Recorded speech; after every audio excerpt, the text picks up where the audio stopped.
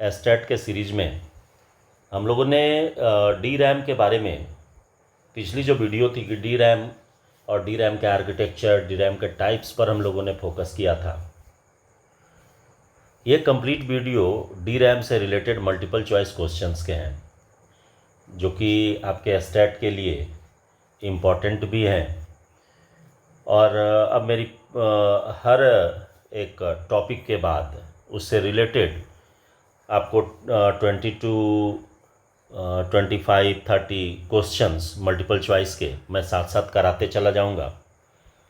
और जो पीछे मैंने जितने भी वीडियो डाला है उन सारे से रिलेटेड भी मैं आपको मल्टीपल चॉइस क्वेश्चंस का आंसर कराते चला जाऊंगा। तो चलिए स्टार्ट करते हैं। देखिए, इसमें सबसे मेन है कि आपको टॉपिक आना चाहिए। टॉपिक यदि आपको समझ में आ रहा है तो फिर आप आसानी से इसको यूज कर सकते हैं, यानी आसानी से इसको आप समझ सकते हैं कि नहीं ये है, ये इसका आंसर होगा।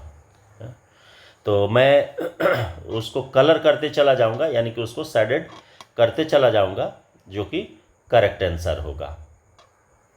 तो देखिए, सबसे पहला क्वेश्चन है कि which of the following is true about D RAM.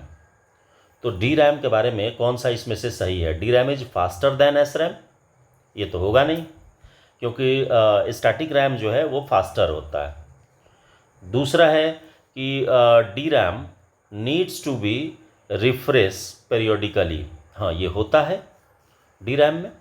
तो नेक्स्ट देखते हैं कि D RAM retains data without power, नहीं ये भी नहीं हो सकता। बिना पावर का ये रिटर्न करेगा, इसलिए नहीं करेगा क्योंकि डी रैम में कैपेसिटर यूज होगा। कैपेसिटर यूज होगा तो बिना चार्ज का कोई उपाय ही नहीं है। और फोर्थ जो ऑप्शन है कि D RAM uses flip flop, नहीं ये तो आपको यूज करेगा किसको? कैपेसिटर को। तो यानी कि जो सबसे सुटेबल आंसर होगा वो होगा ये B.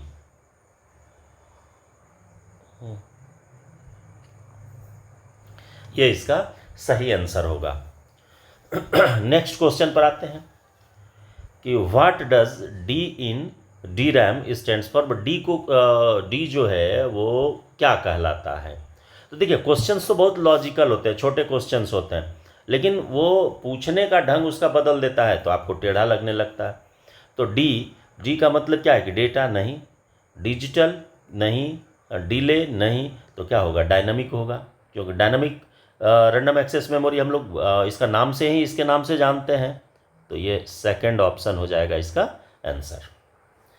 Next, DRAM is primarily used as, किस काम में डी रैम लाया जाता है? क्या सीपीयू के कैश मेमोरी के लिए? तो नहीं, cache memory is faster than RAM होता है।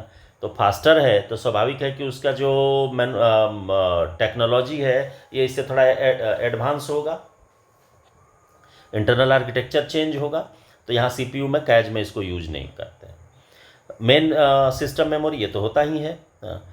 फ्लैश मेमोरी, रोम नहीं, तो फ्लैश मेमोरी भी क्या है? रोम है। रोम तो रोम ही। हम लोग बात किसका कर रहे हैं? रैम की। तो रैम की, तो यानी कि सुटेबल आंसर कौन सा होगा? ये बी। ये क्या हो जाएगा? मेन मेमोरी जो है, मेन मेमोरी के रूप में इसको हम सिस्टम के मेन मेमोरी के रूप में यूज करते हैं। Next, what kinds of memory cell does DRAM use to store data. तो जो डी रैम यूज आप करते हैं उसका सेल डेटा को स्टोर कैसे करता है?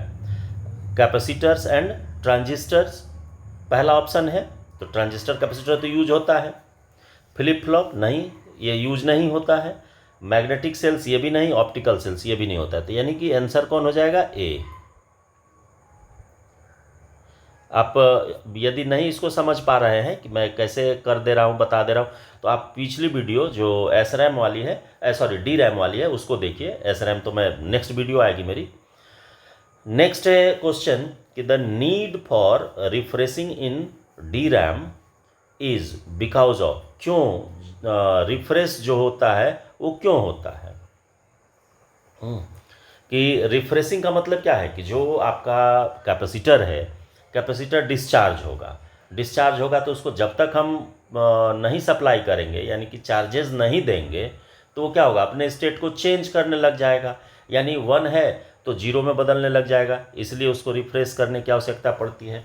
तो चलिए इसका ऑप्शन देखते हैं। पहला है ऑप्शन कि the volatile nature of D RAM, दूसरा है कि हाई पावर कंजम्पशन, तीसरा है आप सी नंबर में है कि लो स्टोरेज डेंसिटी, और 4 नंबर में है कि लैक ऑफ स्पीड। तो अब देखिए ये सारा आप इसमें से अब आप मैच कराइए कि कौन सा आपको अप्रोप्रिएट होगा। तो इसमें क्या हो जाएगा कि volatile in nature of D RAM, यानी कि देखिए हाई पावर कंजम्पशन ये भी नहीं हो सकता है, लो स्टोरेज डेंसिटी ये भी नहीं होगा, लैक ऑफ स्पीड इससे भी कोई अंतर नहीं पड़ता रिफ्रेशिंग को। यहाँ पर क्या होगा, वोल्टेज का जो यहाँ वोलाटाइल जो वोल्टेज का जो लेकनेस होता है वहाँ पर कमी आने लगती है, हरासमेंट होता है। तो यहाँ पर ये मोस्ट अप्रोप्रिएट आंसर होगा इसका ए। नेक्स्ट देखिए कि which component in DRAM stores each bit of data. तो डेटा को स्टोर करने के लिए तो डी रैम में क्या यूज करते हैं कि दो ही चीज़ न था कि कैपेसिटर यूज होगा। हाँ, तो कैपेसिटर यूज होगा, तो कैपेसिटर के लिए यहाँ है ही ऑप्शन। देखिए रजिस्टर्स, तो रजिस्टर्स तो यहाँ मतलब नहीं है, फ्लिप फ्लॉप नहीं। हाँ, तो इसका मतलब है कि यहाँ पर क्या आ जाएगा, कैपेसिटर, बी होगा इसका सुटेबल आंसर। इंडक्टर से तो कोई मतलब ही नहीं है यहाँ, इसलिए इंडक्टर यानी कि चौथा जो ऑप्शन है वो तो होगा ही नहीं। अब देखिए कंपेयर टू एस रैम और डी रैम, दोनों को यदि कंपेयर करें एस रैम को और डी रैम को, हाँ, तो फास्टर एस रैम क्या हो गया, फास्टर हो गया एंड कंजम्पशन लेस पावर। ठीक है, ये पहला हो गया। दूसरा है कि slower and consumption more power, और तीसरा हो जाएगा कि slower and consumes less power, और उसके बाद है कि फास्टर एंड मोर एक्सपेंसिव। तो देखिए फास्टर, डी रैम कभी भी फास्टर है नहीं एस रैम के रेस्पेक्ट में, पहला तो ख़त्म हो गया। दूसरा है कि स्लोअर, हाँ स्लोअर है, लेकिन पावर ये ज़्यादा नहीं लेता। तो पावर ज़्यादा नहीं लेता है तो इसका मतलब है कि दूसरा भी नहीं होगा। तो यहाँ क्या हो जाएगा, स्लोअर एंड कंज्यूम्स क्या, लेस पावर। तो कंजम्पशन इसका पावर का क्या है, कम है इसमें, तो सुटेबल होगा सी। सी ए सुटेबल आंसर है। फास्टर एंड मोर एक्सपेंसिव इससे कहीं कोई मतलब ही नहीं है, क्योंकि ये कभी भी डी रैम जो है ये फास्टर नहीं होता एस रैम से। चलिए नेक्स्ट क्वेश्चन है, DRAM is classified as what type of memory. तो जब रैम ही है तो सीधा सीधी है कि ये क्या होगा, वोलाटाइल होगा, यानी कि power is of data is lost. तो इसका मतलब है कि नॉन वोलाटाइल मेमोरी नहीं होगा, वोलाटाइल मेमोरी होगा, रीड ओनली मेमोरी होगा ही नहीं, हाँ परमानेंट स्टोरेज ये भी नहीं होगा। तो कौन सा हो जाएगा, बी हो जाएगा इसमें सुटेबल आंसर, वोलाटाइल होगा। ठीक है, अब चलिए नेक्स्ट पर आते हैं कि what is the primary disadvantage of D RAM. High cost नहीं है, ये तो सस्ता पड़ता है एस रैम के रेस्पेक्ट में। रिक्वायर्स पेरियोडिक रिफ्रेशिंग, हाँ ये तो ज़रूरत पड़ता ही है। और उसके बाद है कि slow access time, slow access time यानी कि उसका जो स्पीड है वो क्या है कि वो यानी डेटा वहाँ से कॉल करे तो बहुत ज़्यादा स्लो हो जाता है। हाँ, तो ये भी नहीं होगा क्योंकि डेटा तो एक्सेस आसानी से हो जाता है। नॉन वोलाटाइल नेचर नहीं, नॉन वोलाटाइल तो है नहीं, वोलाटाइल ही है, तो यानी कि इसमें भी कौन सा आंसर होगा, बी।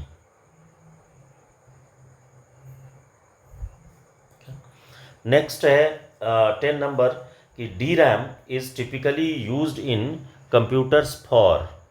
कंप्यूटर में डी रैम का यूज किस काम के लिए करते हैं। तो नॉर्मली इसको हम क्या करते हैं कि रैम है तो रैम है तो मेन मेमोरी होगा, तो मेन मेमोरी है ही। सेकेंडरी स्टोरेज में नहीं होगा, कैज इसमें भी नहीं होगा। देखिए डी रैम जो है, डी रैम कैज में यूज नहीं होता, कैज हमको फास्टर चाहिए, फास्टर चाहिए तो वहाँ पर एस रैम के कंसेप्ट को यूज किया जाता है। तो हो जाएगा इसमें सीधा मेन मेमोरी, सी।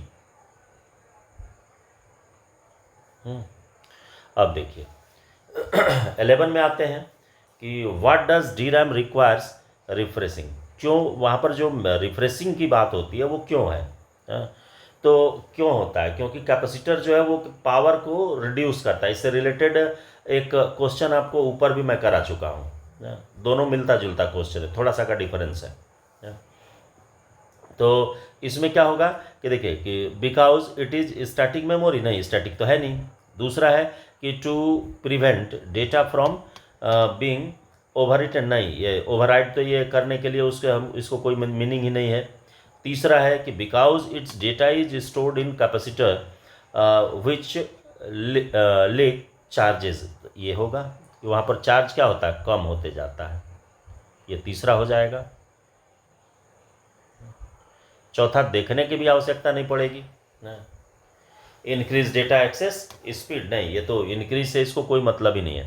हाँ, तो रिफ्रेश इसलिए करना होता है क्योंकि जो कैपेसिटर है वो अपना चार्ज उसका क्या हो जाता है, धीरे धीरे कम होने लगता है। तो उसी को फिर से एक्टिव करने के लिए या उसके चार्ज को बनाए रखने के लिए इसको रिफ्रेश करने की आवश्यकता पड़ती है।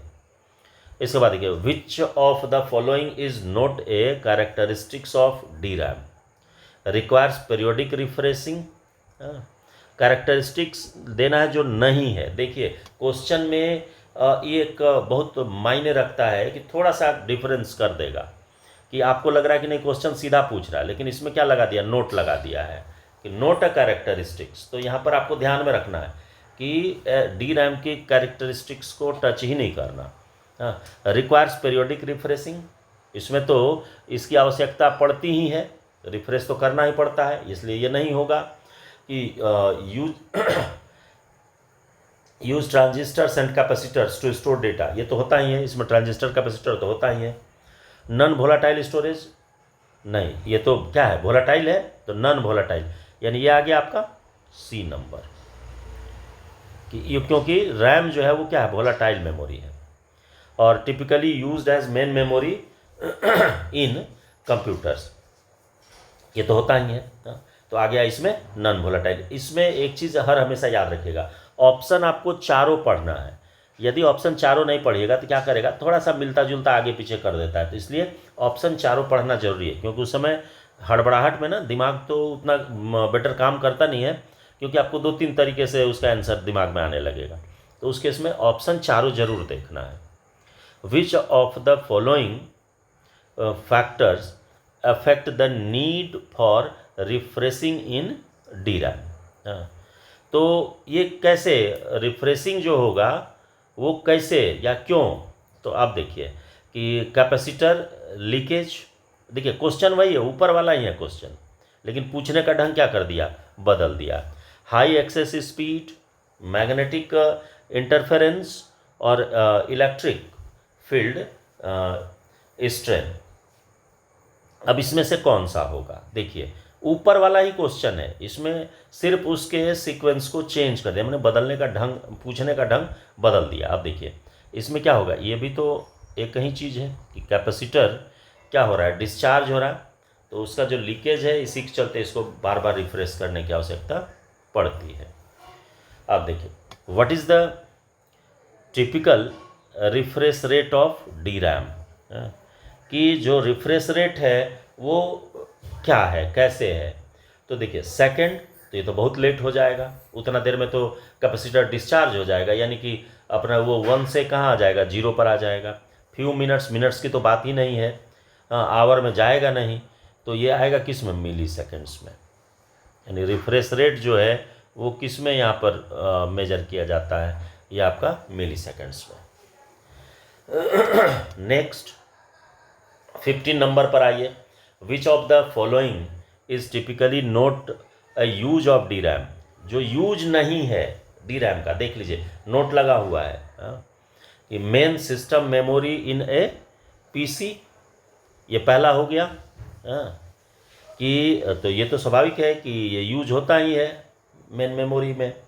दूसरा कि कैश मेमोरी इन प्रोसेसर्स, नहीं, कैश मेमोरी में हर हमेशा एसरैम के कंसेप्ट को यूज किया जाता है, ठीक है। मेमोरी इन ग्राफिक्स कार्ड, ये होगा ही। टाइप्स ऑफ डी रैम में मैं बता ही दिया हूँ। एम्बेडेड मेमोरी से ये भी इसमें भी डी रैम यूज होता है, यानी कि कैश वाला ये आंसर आपका सूटेबल है।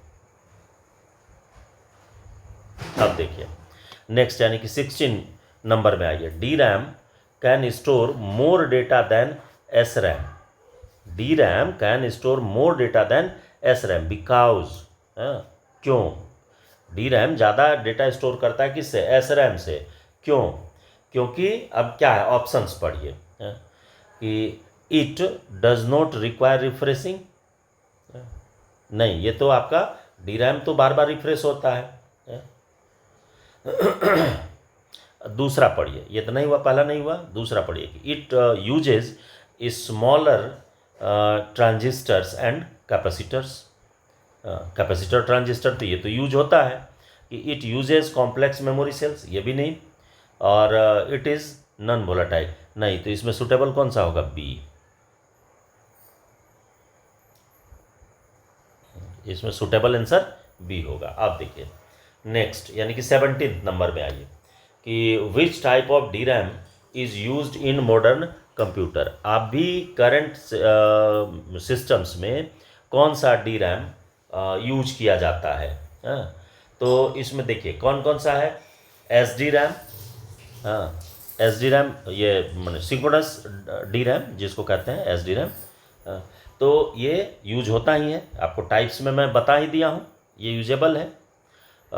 उसके बाद है कि D D R S D RAM, ये भी होता है, डबल डेटा रेट, ये भी यूज होता है। और उसके बाद है आर डी रैम, यानी कि रोम्बस डी रैम, ये भी यूज होता है। तो इसका मतलब है कि इसमें आंसर जो होगा ये हो जाएगा डी। ये कहाँ से है आपका टाइप? आप देखिएगा जो वीडियो में मैंने पिछले वीडियो में डाला था, उसमें जितना जब मैं टाइप्स बताया तो टाइप्स में सारा मेंशन्ड है, वहाँ से आप इसको देख सकते हैं। मैं इसमें जितना भी क्वेश्चन दिया हूँ वो सारा क्वेश्चन मैंने जो वीडियो पिछली डाली थी उसमें सारा मैंने डिस्कस कर दिया था, उसका टाइप सारा डिफिनेशन के साथ मैंने डाल दिया है। यदि इधर कोई परेशानी हो रही है तो आप एक बार वीडियो ज़रूर उसको आगे पीछे करके देख लें। नेक्स्ट क्वेश्चन है कि what is the key advantage of D D R, यानी कि double data rate D RAM over traditional S D RAM. जो पिछला और करंट वाला दोनों में क्या अंतर है इसको आपको बताना। देखिए फास्टर एक्सेस टाइम पहला हो गया, तो ये तो मैंने कुछ तो लग रहा है कि फास्टर एक्सेस टाइम। अच्छा खैर नेक्स्ट पढ़ते हैं कि ये ट्रांसफर डेटा ट्वाइस पर क्लॉक साइकिल। हाँ, ये तो हो गया, उस फास्टर से भी ज़्यादा बिट उससे एग्जैक्ट मिलता, यानी कि डबल डेटा रेट। तो डेटा का रेट आपको याद होगा, जो मैं बताया था डीडीआर बता रहा था कि डबल डेटा रेट में आ जाता है कि इसमें कहाँ, जहाँ की माने हाई और लो जो पिच था उस दोनों जगह पर डेटा का क्या होता था, ट्रांसमिशन होता था। माने जब फ्रीक्वेंसी ऊपर जा रही थी क्लॉक वाली और जब नीचे आ रही थी तो उस दोनों ही जगह पर इसका ट्रांसमिशन हो रहा था। तो ट्वाइस डेटा पर क्लॉक साइकिल, तो दो बार वो होता है, यानी हाई में और लो में, दोनों साइड पर। इट कंज्यूम्स लेस पावर, माने पावर का कंजम्पशन कम होगा, तो नहीं, ये भी नहीं होगा, लेस पावर से तो इसको कोई मतलब नहीं है। It does not require refreshing, नहीं, रिफ्रेशमेंट तो जैसे डी डी आर हो गया तो रिफ्रेश तो होगा ही होगा, तो इसका आंसर हो जाएगा बी, कि इसका जो ट्रांसमिशन रेट है वो ट्वाइस है पर साइकिल। क्योंकि हाई जब हो रहा था उस समय भी ये ट्रांसफ़र कर रहा था, और जब हाई से लो हो रहा था फिर ट्रांसफ़र कर रहा था। मैंने उसको इंडिकेट भी किया था, आप एक बार ज़रूर उसको देख लें। The refresh rate of D D R is determined by, कि रिफ्रेश रेट जो है वो आपका डी डी आर का, तो ये कैसे आप उसको अंदाज़ा लगाएंगे कि कैसा है? तो देखिए नॉर्मली ये चार्ज किसको कर रहा है, कैपेसिटर को, तो कैपेसिटर को चार्ज कर रहा है, तो उस केस में ये आपको हर हमेशा ध्यान में रखना है कि चार्ज तब न करेंगे जब डिस्चार्ज होगा। तो इसका मतलब है कि देखिए द नंबर ऑफ ट्रांजिस्टर्स, इससे इसको कोई मतलब नहीं है। The size of the capacitors, capacitor का साइज छोटा बड़ा नहीं होता, उससे हमको कोई मतलब नहीं है, जो उसमें सेम ही सारा लगा रहता है। इसके बाद है कि the leakage rate of the capacitor, ये हो जाएगा मेन, उससे साइज से भी ज़्यादा बेटर है, मिलता जुलता। The data access speed, speed से कोई मतलब नहीं है, यानी कि आंसर इसका हो जाएगा सी। क्यों होगा सी? क्योंकि जो आपको मैंने बताया ना कि जैसे ही मैंने डी रैम के रिफ्रेश रेट की बात होगी तो स्वाभाविक है या रिफ्रेशमेंट की बात होगी कि वो डिस्चार्ज हो रहा है। तो डिस्चार्ज हो रहा है तो उससे रिलेटेड ऑप्शंस आपको देख लेने हैं कि मोस्ट अप्रोप्रिएट कौन सा है। नेक्स्ट यानी कि 20 नंबर में आइए कि which of the following D RAM type is designed for low power devices. तो लो पावर डिवाइसेस में क्या आ जाता है, जैसे मोबाइल फ़ोन है, लो पावर डिवाइसेस है, जिसकी मैंने जिसका बैटरी बैकअप ज़्यादा आपको मिल रहा है, यानी उतना ज़्यादा पावर का कंजम्पशन जिसमें नहीं हो। तो कौन सा टाइप यूज करते हैं डी रैम का, ये आपको बताना है। देखिए पहला है आपका LPDDR, दूसरा है DDR, तीसरा है आपको SD रैम और उसके बाद है RD रैम। तो याद करिए, मैं पिछले में भी बताया था कि जैसे स्मार्टफोन्स है, आपका टैब है, इन सारे जगह पर जो कि मैंने बैटरी बैकअप ज़्यादा रहता है, तो उसमें क्या चाहिए उसको कि पावर कम खाए। तो पावर कम खाए यानी कि लो पावर की बात होगी, तो LPDDR यूज होता है, ये वाला ए।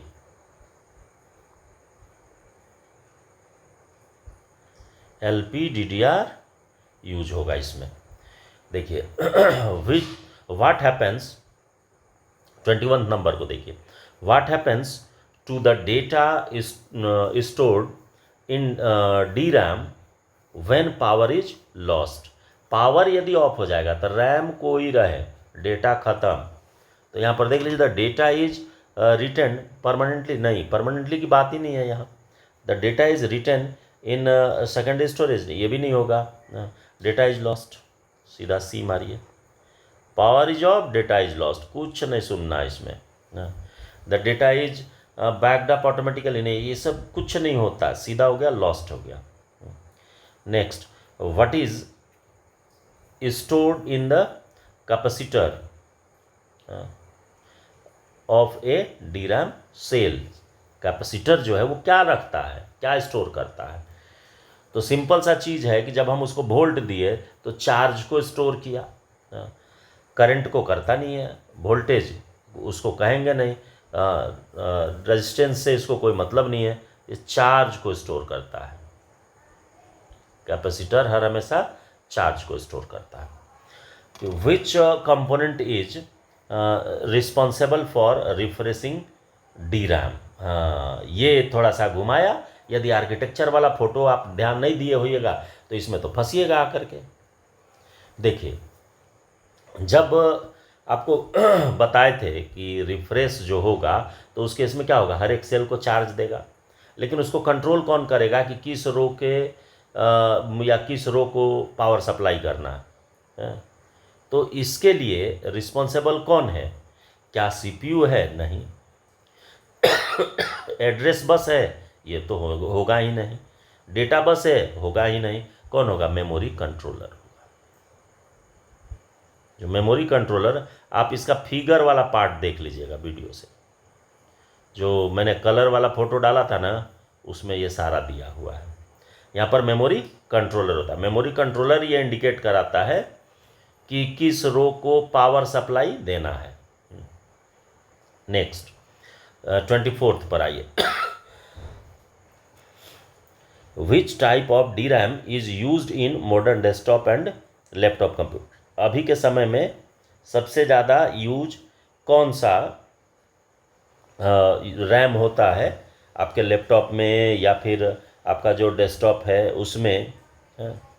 तो देखिए SD रैम, RD रैम, हाँ, और FPM, ये नॉर्मल यूज में नहीं यूज होता है। हाँ, तो यूज होता है DDR। आप जानते ही हैं, ऐसे भी आप जाते हैं तो कहते हैं कि DDR कौन कितने का है, तो ये आपको DDR यूज होता है सीधा। नेक्स्ट में आइए, the DRAM technology, what does the term latency refers to. देखिए लेटेंसी क्या है कि आपको याद होगा या आप पढ़े होंगे सेकेंडरी स्टोरेज।